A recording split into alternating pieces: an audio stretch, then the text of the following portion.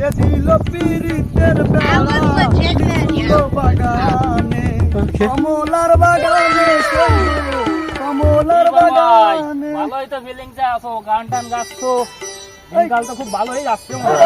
কি অবস্থা তোমাদের? এই তো বড় ভাই আছি, ভালোই আছি। ভালো আছো না? হ্যাঁ তাই কি করতেছো? এই তো ভাই কাজ কাম নাই, পেয়ারা গাছছে আর মাই যাই না কিছু দেখতেছি ভাই। ও তুমি তো অনেক গরিব।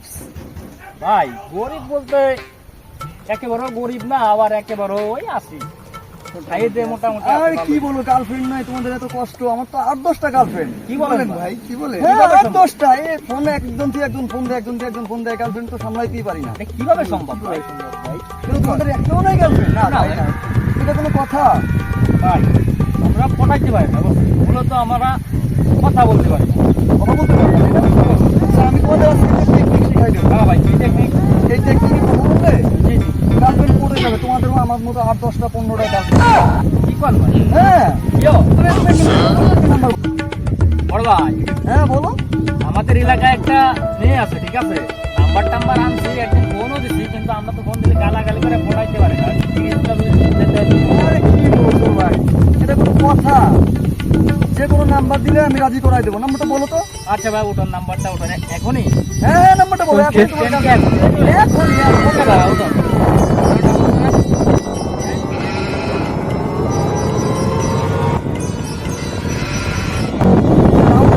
হ্যাঁ ভাই লাভ লাভ আমরা আপনার এই শিখি ভাই।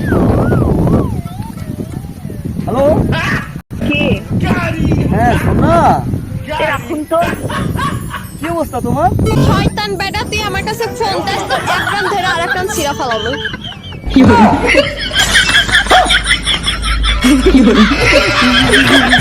দেখলামই তো কি পটাও। এই ছোট ভাই, নেক্সট টাইম বুঝছো, নেক্সট টাইম তোমাকে গার্লফ্রেন্ড জুড়াই দেবো। তোমাদের এলাকার মেয়ে ভালো না, বুঝছো? তাই না ভাই? অনেক খারাপ। থাকো, হ্যাঁ?